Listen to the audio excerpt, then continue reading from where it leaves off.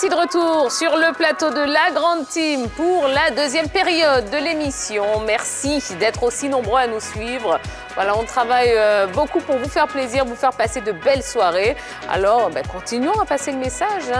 Invitons un maximum de personnes à rejoindre ce rendez-vous de décryptage de toute l'actualité sportive.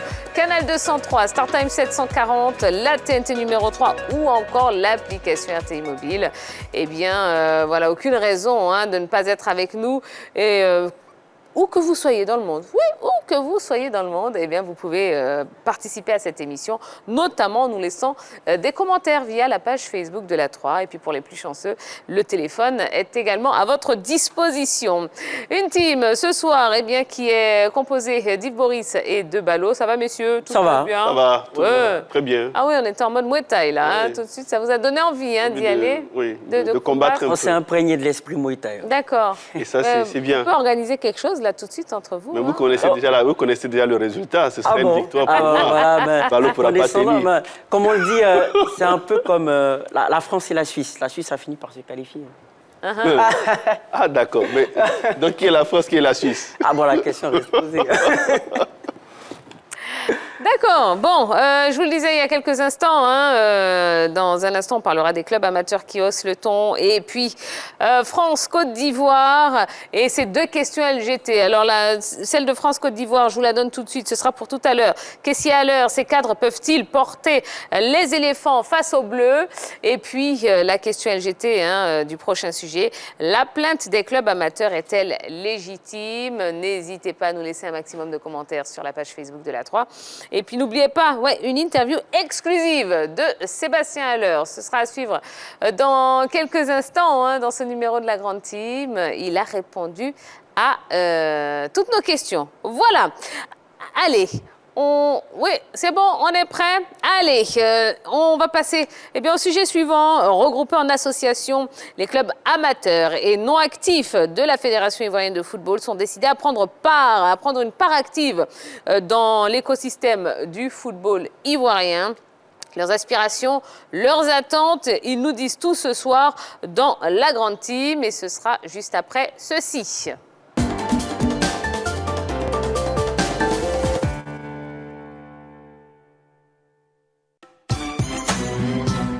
Le monde amateur ne veut plus se taire ni se cacher. Le sens des sorties successives des responsables de ce secteur du football ivoirien qui crient à l'injustice depuis quelques mois. Cette indignation prend sa source dans l'absence de compétition régulière et surtout le sentiment d'exclusion à l'heure des prises de décision en Assemblée générale. Un sentiment qui a connu son pic le 26 février dernier lorsque les clubs amateurs se sont vus refuser leur qualité de membres actifs à la faveur de l'Assemblée générale de révision des statuts de la FIF sous l'égide du comité de normalisation. Un cri de cœur de clubs amateurs issus de la division régionale des districts du football féminin qui interpelle le CNFIF, la CAF et la FIFA sur le mise à l'écart. Alors que le timing de ce mécontentement fait débat, l'Union des clubs de footballeurs amateurs de Côte d'Ivoire qui mène le combat se veut loin du processus électoral pour ne porter que la voix des intérêts corporatistes. Des intérêts qui, semble-t-il, ne rencontrent pas pour l'instant l'assentiment des 81 membres reconnus actifs par la FIF. Et maintenant que le décor est planté, nous allons pouvoir vous présenter nos trois invités qui nous ont rejoints sur le plateau de la Grande Team. On commence par la dame du groupe, Madame Sahué Viviane, donc présidente de l'Académie Guipré Viviane. Bonsoir Madame. Bonsoir Madame. Comment allez-vous? Très bien. D'accord. Un peu stressé? Non. Non. Ah bon, d'accord, super. Monsieur Marco Tropini, donc président d'Aspea d'Adzopé. C'est ça. Bonsoir monsieur, comment Bonsoir, allez-vous? ça va très bien. Ok. Et puis notre troisième intervenant, monsieur Bilal Lamine, Bilal Sport Academy de Port-Bouët. Bonsoir monsieur. Bonsoir. D'accord. Alors, bon, déjà merci d'avoir accepté notre invitation. On va essayer de comprendre un petit peu ce qui se passe parce que voilà, on voit, on entend, on lit beaucoup de choses dans la presse. Bon, vous êtes là pour nous expliquer un petit peu la situation de vos clubs amateurs. Alors, d'entrée de jeu, dites-nous, est-ce que l'Union des clubs de football amateurs de Côte d'Ivoire est reconnue par la Fédération ivoirienne de football? Bon, oui, bien sûr. C'est On est une association dûment constituée. On est reconnu par la Fédération de football parce que plusieurs fois nous avons échangé avec eux, Oui. sur différents thèmes d'ailleurs. Et donc oui, je dirais que nous sommes bien reconnus. D'accord, très bien. Vous avez récemment eu une rencontre avec tout le comité de normalisation de la Fédération ivoirienne de football à Yamoussoukro, rencontre au cours de laquelle vous sembliez avoir eu gain de cause. Aujourd'hui, qu'est-ce qu'il en est concrètement? Monsieur Bila, allez-y. Je vous en prie. Merci pour l'occasion que vous nous donnez de parler des clubs amateurs aujourd'hui. J'aimerais, avant de commencer d'emblée, rectifier une connotation. Ce n'est pas des clubs amateurs, c'est plutôt des clubs de football amateurs. D'accord. Car c'est le football que nous pratiquons qui est plutôt amateur et non l'appellation amateur pour ces clubs-là. D'accord. D'accord. Effectivement, on a eu la rencontre de Yamoussoukro avec le CONOFIF, où suite à cette rencontre-là, plein d'espoir ont été dans nos amateurs. Et ces derniers ont espéré pouvoir obtenir un gain de cause sur certains points qui avaient été évoqués. Et ça a été fait ainsi. Mais pour revenir à cela, j'ai une genèse quand même à faire sur ce sujet-là. Vous savez, en 2013, sous l'égide du président Anouma, il y a eu par exemple une grande rencontre avec tous les acteurs du sport en Côte d'Ivoire. Et suite à cette rencontre-là, l'ensemble des clubs amateurs, la plupart qui étaient dans l'informel, se sont dit attention, cet test avance vers une nouvelle situation qui permet aux amateurs d'être affiliés à la Fédération de football. Et dès lors, ils ont commencé à se mettre à jour et à se mettre en règle vis-à-vis de la loi de 60 de 1960 concernant l'association d'abord, excusez-moi. Ensuite, ils sont affiliés à la Fédération de football. Ça a créé un boom. Et l'ancien commerce qui était là, qui attendait déjà, était confronté à cette situation-là, à ce niveau-là. De moins de 50 clubs, on est passé à plus de 400 clubs. Et il fallait savoir qu'est-ce qu'il faut faire maintenant. Bien sûr. Et le comité était en train de préparer des choses déjà. Il a parlé de la normalisation qui est arrivée, avec tous les espoirs auxquels on attendait. On a fait le travail ensemble après 5 rencontres avec le comité de normalisation. Suite à cela, il y a eu Yamoussoukro. C'est la rencontre de tous les espoirs. Et les tests qui ont été retenus là-bas, ils sont d'abord partis à la FIFA, ensuite revenus. Et à l'Assemblée générale, nous avons bien vu ce qui s'est passé, parce que ceux qui sont arrivés pourront continuer à ce sujet-là. C'est juste planter un peu le décor à ce niveau. D'accord. Quelque chose à ajouter? Non, pas pour l'instant, en tout cas ce qui me concerne. D'accord. D'accord, oui, moi, bien sûr, évidemment. Pour ajouter à ce que le président Bila vient de dire, j'ai avec moi 3 textes. Et moi, je les appelle l'origine du problème, la solution au problème et le retour au problème. Ah. Donc, si après, justement, vous voulez poser des questions sur notre juriste, nous pourrons effectivement détailler, décortiquer tout ce qui pose problème aujourd'hui pour le football amateur. Très bien. Allez, on va ouvrir le téléphone, puisqu'il y a une question LGT relative donc à ce sujet. 27 21 59 93 99. La plainte des clubs de football amateur est-elle légitime? N'hésitez pas, appelez-nous pour nous dire ce que vous en pensez. Oui, messieurs. Alors, moi, j'ai voulu quand même qu'ils nous disent sur quel aspect les clubs de football amateurs ont eu gain de cause lors de la rencontre avec le CONOR et sur quel autre point vous n'avez pas eu gain de cause. Bon, il faut déjà parler du problème. Moi, je dirais que le football amateur, en ce moment, vit 3 problèmes majeurs, notamment la reconnaissance de nos droits et de notre qualité de membre actif. Deuxième problème, c'est le volet sportif. Cela fait 3 saisons pour certains, voire même 5 saisons pour d'autres, de manque de compétition. Et cela a effectivement un impact sur la société, sur l'économie même de ces acteurs, ces clubs amateurs. Avec le CONOFIF, comme l'a dit tout à l'heure le président Bila, nous avons eu à échanger de nombreuses fois, notamment sur ces points-là concernant nos droits. En tant que membre actif de la fédération, logiquement, nous avons droit à siéger aux assemblées générales et prendre part aux grandes décisions qui concernent la vie associative du football local. Ce droit ne nous est pas reconnu et c'est pour cela qu'il y a un document qui est ici que j'appelle l'origine du problème. Et la solution au problème, c'est ce que le CONOR nous a donné comme solution. Et ils nous ont réinséré dans nos droits, ils nous ont reconnus en tant que membres actifs avec des modalités de vote pendant les assemblées générales. Mais par la suite, suite à l'AG du 26 février, ces propositions-là ont été balayées du revers de la main. Et donc, nous sommes revenus à une situation du retour au problème. Donc, certains, je dirais les 76 clubs, plus 4 groupements d'intérêt, ont décidé que le football amateur n'était pas une priorité. Il fallait en débattre après les élections du futur président. Et nous ne voulons pas de ça. Nous ne voulons pas de ça. Nous voulons qu'à cet âge-là, on nous réintègre nos droits. Voilà, c'est un peu ça. Oui, déjà, vous dites que le comité de normalisation a estimé que le problème des clubs de Détroit n'était pas la priorité et qu'il fallait passer à l'organisation du président de la Fédération ivoirienne de football. Alors, est-ce que finalement, ce n'est plus un problème juridique, mais c'est devenu un problème de priorité? À ce que vous êtes en train de dire. Ce n'était pas le CONOR qui a décidé que nous n'étions pas la priorité. Le président Bila a parlé d'une rencontre historique à Yamoussoukro avec 400 et plus présidents de clubs de football amateur. Ils nous ont entendus. Nous sommes dit beaucoup de choses. Ils ont compris qu'il fallait agir, il fallait intervenir, il fallait rectifier le tort. Et donc, ils nous ont proposé des textes qui nous prenaient en considération. D'accord? Et comme je l'ai dit, ce sont les 76 clubs de Ligue 1, Ligue 2 et Ligue 3, plus 4 groupements d'intérêt qui ont jugé que notre problème n'était pas la priorité. Voilà, c'était pas le CONOR. Alors, justement, ils ont jugé que votre... ce n'était pas encore la priorité. Ce que j'aimerais savoir, est-ce que vous, club de football amateur, vous avez été invité d'abord à cette Assemblée générale du 26 février? Si oui, qui était le représentant? Et est-ce qu'il a pu prendre au moins la parole en votre nom pour défendre votre cause le jour de cette Assemblée générale?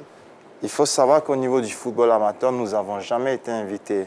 L'Assemblée générale extraordinaire du 26 février a été un événement historique encore, je répète ce mot, parce que pour une toute première fois, on nous a fait l'honneur d'être invités en tant qu'observateurs, voilà, sans possibilité d'intervenir et d'exprimer quelconque opinion. Et, voilà.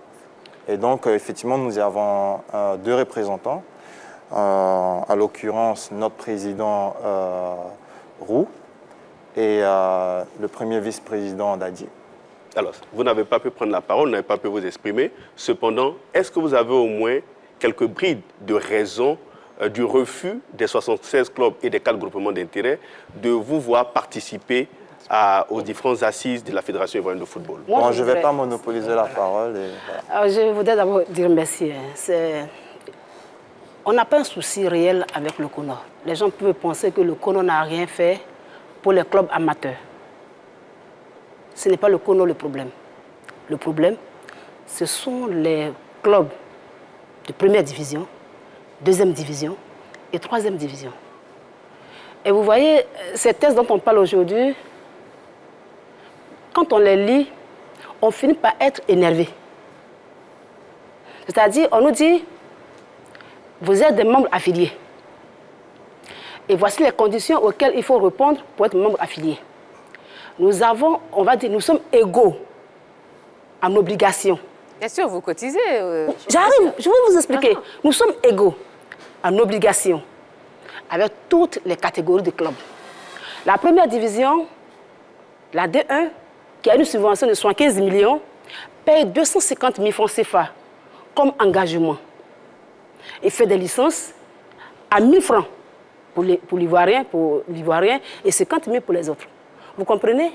Les clubs amateurs que nous sommes, le district, paye 250 000 pour jouer 3 matchs. La D1 paye 250 000, joue 26 matchs. Et on nous dit, on se plaint.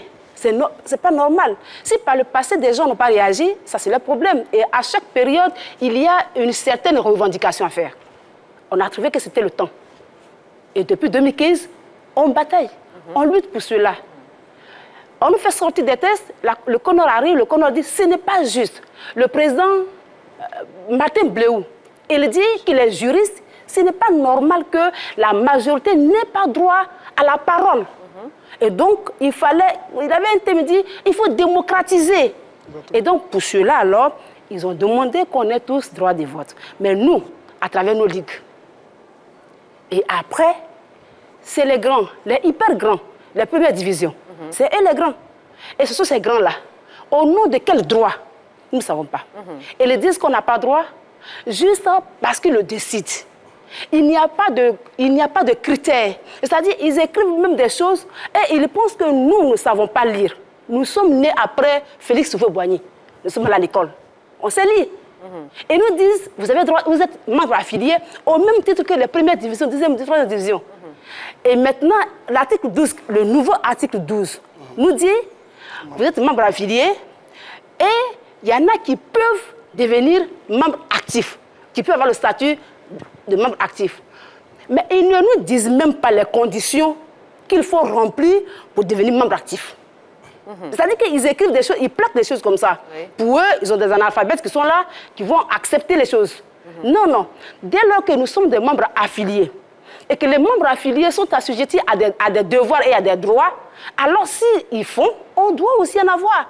D'où notre raison légitime, comme j'entends votre affaire, notre devoir légitime de revendiquer ce droit-là. Maintenant, on ne dit même pas de le différer. Maintenant. D'accord, d'accord. Non, non, attendez, Balo, parce qu'il y a un intervenant qui est en attente depuis tout à l'heure. On a monsieur Kwabenon Kosonou qui nous appelle de Koumassi. Bonsoir, monsieur. Bonsoir, Tia. Comment allez-vous? Ah ben, très bien, et vous? Ça va très bien. Bonsoir, la team. Bonsoir. Bonsoir. Bonsoir. Ok. Tia. Oui.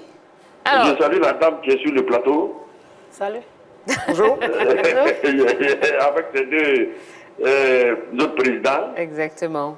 Voilà. Alors, moi, personnellement, je comprends. Attendez, je vous rappelle la question, comme ça Oui. les autres téléspectateurs qui nous prennent en marche sauront de quoi on parle.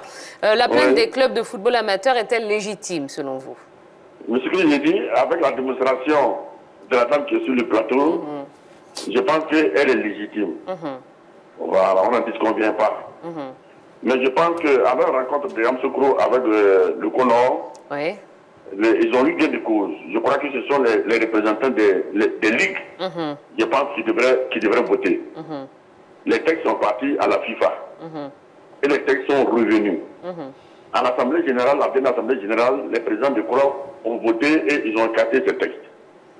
La FIFA a répondu en disant que c'est l'article 74, je crois, du code électoral à propos des parrainages qui doit être revu. Ça veut dire que la FIFA même n'a pas tenu compte des préoccupations du club amateur. Voilà. Donc ça veut dire que la FIFA est en accord avec les présidents du club. Sinon, la FIFA allait donner ordre aussi de revoir cette disposition. Ça n'a pas été le cas. Donc ce que moi je vais dire, leur plainte est certes légitime, mais ne pas prendre leur mal en patience.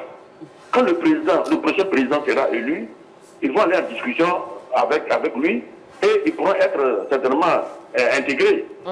Sinon, pour le moment, il ne faut pas rêver.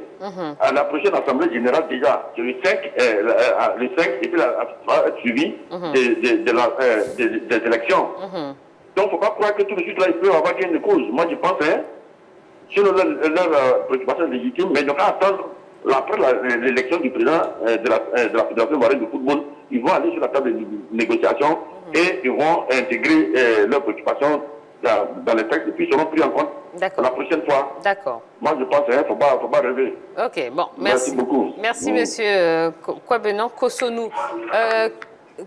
Bon, pour répondre à la préoccupation de l'intervenant, pourquoi ne pas attendre un tout petit peu, finalement? Non, Madame Théa, non, il ne faut même pas que les gens se trompent. On a tellement attendu. On a tellement attendu. Vous voyez, cette injustice ne date pas d'aujourd'hui. Nous, on nous appelle amateurs de football. Mais ceux même qui disent, qui décident, les premiers divisions, qu'est-ce qu'ils ont qui diffère ce que nous avons? Qu'est-ce qu'ils ont pour décider? Quel droit ils ont? C'est un droit qui leur a été donné, c'est-à-dire le statut leur a été donné. Nous avons souffert pour être là. Moi, on était déjà au niveau du centre de formation, lorsqu'on leur a demandé, ces vieux clubs-là, de se mettre à jour. Et c'est seulement ces 71 clubs-là qui vont décider de l'avenir du football ivoirien. Ce n'est pas normal. Ce n'est pas normal. Donc on ne peut plus attendre qu'on nous dise légalement. Et quand il dit que la FIFA n'a pas été saisie de ça, non. Vous voyez, quand on fait un problème, au moins ce qui est important peut-être, c'est l'article 47. Mais nous disons que nous sommes importants. Si la FIFA s'est penchée sur l'article 47, qu'on lui présente aussi notre cas, l'article 12 et l'article 38. S'il a lu et qu'il n'a rien dit, alors on verra. D'accord. Bon, alors justement, qu'est-ce que vous comptez faire pour remédier à votre situation? Parce qu'il y a quand même l'AG du 5 avril qui va annuler la décision du 27 avril. Du 26 février, pardon, excusez-moi. Écoutez, à notre niveau, on a dit simplement les choses soient claires. Vous voyez comment ça se passe? Il y a une tasse dans laquelle il y a plusieurs clubs. Les clubs de D1, D2. Et à la Fédération de football, il y a 2 organes, sinon des moyens de fonctionnement. La Ligue professionnelle et la Ligue amateur. Il faut que ce soit clair. Oui. La Ligue professionnelle regroupe 38 clubs, 14 plus 24. La Ligue amateur regroupe les D3, il faut en compter 38. La régionale, 60 clubs. Les districts, qui sont plus de 400 clubs. Ouais, déjà, on a 93% du football ivoirien qui est occulté. Parce que le confort dans lequel les clubs de D1 et de D2, ensuite les 16 qui sont les votants, sont installés, ils ne souhaitent certainement pas voir les amateurs comme étant peut-être des belligérants. Ils voient les amateurs plutôt comme des belligérants. Ce n'est pas le cas. Nous leur disons qu'attention, ceux qui sont en D3 aujourd'hui, quand ils descendent, après la descente et les montées, ils descendent en division inférieure, ils descendent en district. Les privilèges qu'ils ont au-dessus, ils ne les auront pas quand ils seront descendus. Le football ivoirien a besoin de tous ces acteurs. Il faudrait pour une bonne démocratie que tous les acteurs soient associés dans les prises de décision. Ouais, il y a des pays comme au Maroc, il y a 11 délégués, des amateurs qui votent. Au Sénégal, tous les amateurs ils votent. En France, c'est la même chose. En Algérie, c'est la même chose. Pourquoi en Côte d'Ivoire? Au Mali, au Burkina, c'est toujours la même chose. Pourquoi est-ce qu'en Côte d'Ivoire, on veut créer une exception? Créer des membres affiliés et des membres actifs. Ça n'a pas de sens. On souhaiterait attirer l'attention de tous ceux qui sont tous ceux qui participent au développement du football ivoirien, de nous aider à faire comprendre notre problème aujourd'hui. Il faudrait qu'on se fasse entendre et que toutes les personnes ressources soient touchées à ce niveau-là. D'accord. Monsieur Tropini. J'aimerais répondre à l'intervenant qui a exprimé effectivement. Je le remercie de reconnaître notre légitimité. Il doit savoir qu'en réalité, les dispositions prises par le CONOFIF, elles étaient à effet transitoire. C'est-à-dire qu'elles ne devaient même pas s'appliquer à ces élections-là. Nous, on n'avait aucun point même, aucune prise de décision réelle pour ces élections. Et en réalité, les élections, c'est le dernier de nos soucis, n'est-ce pas? Mais que les clubs de D1, D2, D3 et ces fameux 4 groupements d'intérêt qui ont voté contre nous expliquent pourquoi ne pas accepter maintenant les textes comme ils ont été proposés. Pourquoi nous ne pouvons pas attendre? Pour une simple raison, nous ne faisons confiance à personne. Parce que ce qui est là, cette injustice, est le fait d'une ancienne gestion. Nous ne savons pas à présent si l'ancienne gestion sera une continuité avec un nouveau président ou s'il y aura un changement. On ne peut pas être dans l'incertitude. On veut des garanties dès maintenant. C'est tout ce que nous voulons. Et pour répondre du problème de la FIFA qui ne s'est pas penchée sur notre cas, moi je pense qu'effectivement, comme Maman Viviane l'a dit, il y a peut-être des problèmes plus importants. À leur sens, plus important. À notre sens, notre problème, il est aussi important. Et je pense que, quelque part, nous sommes un peu coupables de cette situation parce que trop longtemps, nous sommes restés silencieux. Par respect des institutions. Il y a eu une crise électorale ici, nous n'avons pas voulu empiéter sur cette crise-là. Mais à un moment donné, nous allons agir. À la prochaine AG, s'il le faut, on va auto-s'inviter, voilà, pour au moins assister, pour qu'ils sachent que nous sommes nombreux et nous avons ce droit-là. D'accord. Vous comprenez ces personnes qui ne comprennent pas le timing, tout simplement. Pourquoi faire ça maintenant alors que vous n'avez pas de championnat régulier et certaines voix même pensent que vous pourriez faire ça parce que vous roulez pour un des candidats potentiels. Vous entendez, vous comprenez ces personnes qui pensent? Nous avons déjà entendu ça. Nous ne roulons pour aucun candidat. D'ailleurs, aucun candidat s'est penché sur le problème des amateurs. Voilà. Je ne vais pas citer des noms, on les connaît déjà. Aucun candidat s'est rapproché aussi du football amateur. Donc, voilà, on n'a pas de candidat. C'est vrai que peut-être dans le milieu des amateurs, nous sommes plus de 400. Chacun a un penchant pour un tel autre. Mais globalement, on ne peut pas dire qu'on roule pour un candidat. Voilà. D'accord. Et au-delà des déclarations, est-ce que vous avez exploré des pistes juridiques pour essayer de rectifier le tir? D'accord. À ce niveau-là, des pistes sont en train d'être mises en place parce que nous sommes dans une situation exceptionnelle. C'est la normalisation. Il ne faudrait pas que demain on dise que c'est les amateurs aujourd'hui qui ont empêché que certaines choses se fassent. On a essayé de façon j'allais dire très difficile par contre, très sévère. Et on a voulu à un moment donné bloquer carrément tout. C'était compliqué pour nous Ivoiriens de dire qu'attention, on aime le football, on est acteur et on va aller bloquer les choses. On présentait des actions très immenses, on a dit non, il faut déjà respecter nos autorités en place, permettre que tout se normalise. Et mais on a su d'une chose, la normalisation est venue pour normaliser ce qui n'allait pas. Il ne faudrait pas que quand ils partiront, des éléments qui étaient anormaux demeurent dans nos tests et que cela permette de créer des problèmes à moyen, à court et à long terme. Alors, tiens, justement, ce qu'ils évoquent est très important. On constate qu'ils sont quand même nombreux, ces clubs de football amateurs. Et quand vous remarquez, la dame vient de dire tout à l'heure qu'ils payent 250 000 pour participer aux différentes compétitions de leurs différentes ligues. Et ils n'arrivent pas à prendre part aux prises de décision. 250 000, quand vous tentez de le multiplier par au moins 400 ou 500 clubs, vous voyez que ça fait une manne financière quand même assez considérable. Et quand on se rend compte que ces différents présidents qui se sont succédés à la tête de notre fédération ont toujours refusé de leur accorder un véritable statut, on se rend tout de suite qu'il y a un véritable problème qu'il y a du côté de la Fédération ivoirienne de football. D'accord. Allez, on a un appel qui nous vient du Congo-Brazzaville. Monsieur Koné Ousmane. Bonsoir, monsieur. Bonsoir, Tia. Comment allez-vous? Ça va, par la grâce de Dieu. D'accord. Vous êtes donc à Brazzaville même, hein? Oui, je suis à Brazzaville. D'accord. Bonsoir, monsieur. Alors, monsieur, oui, allez-y. Concernant le football amateur, je pense que c'est le moment pour nous de vraiment agir. Avec la normalisation, il faut qu'ils mettent la pression pour qu'on normalise tout à la fois.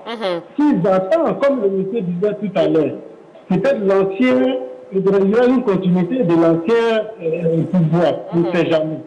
Je pense que pendant qu'il y a la normalisation, c'est le moment vraiment d'insister là-dessus pour qu'il y ait bien des causes.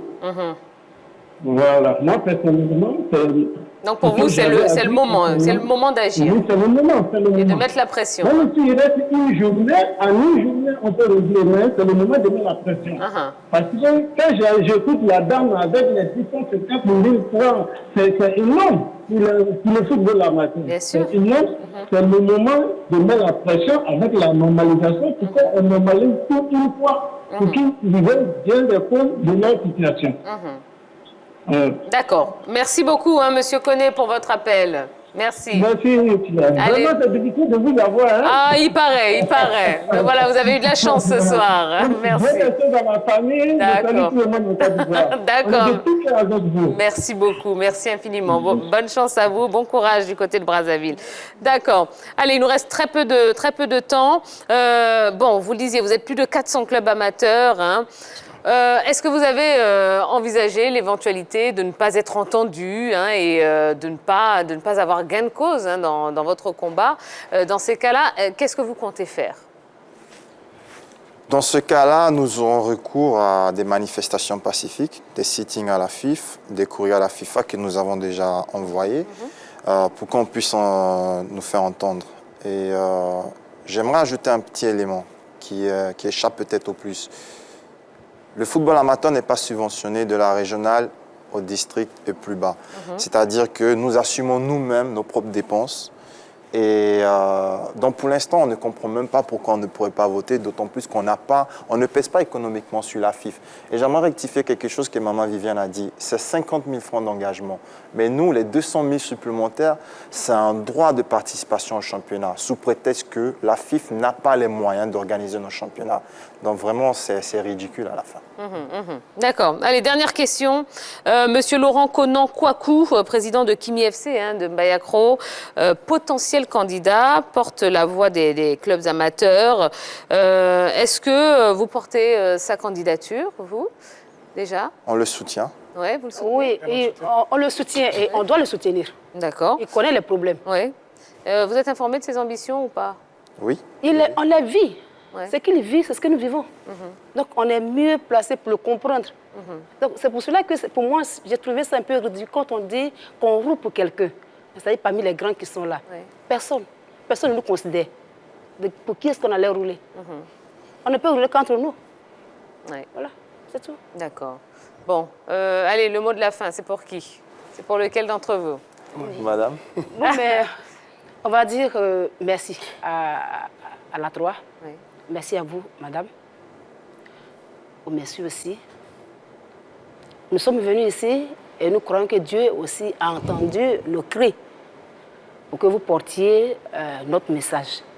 On n'est pas venu pour déclarer la guerre à notre maison ou ni à nos responsables. Mais nous croyons qu'il y a une injustice et qu'il doit faire un effort. Un enfant qui est toujours blâmé le jour où il réagit, on ne sait pas ce qui va se passer. Donc nous sommes là. que tout le monde, tous ceux qui ont le pouvoir de changer cette injustice, qu'ils réagissent afin que le football gagne. Et que Dieu bénisse aussi la Côte d'Ivoire. Merci beaucoup. Eh bien, écoutez, on espère en tout cas que ça aura été entendu et que votre combat portera ses fruits. Vraiment beaucoup de courage, hein, pas évident, mais on est là, on vous suit et on espère que ça va aller. Vraiment. Merci vraiment, beaucoup. de tout cœur. Allez. On va marquer une nouvelle pause dans ce numéro de la Grande Team. Ne bougez pas, juste après la pub, hein, on passera en mode éléphant de Côte d'Ivoire, France-Côte d'Ivoire. Et oui, ce match hein, qui sera à vivre en direct sur la 3 ce vendredi à partir de 19h30. Et cette question LGT, caissier à l'heure, ces cadres peuvent-ils porter les éléphants face aux Bleus? On en parlera ensemble, alors ne bougez pas, à tout de suite.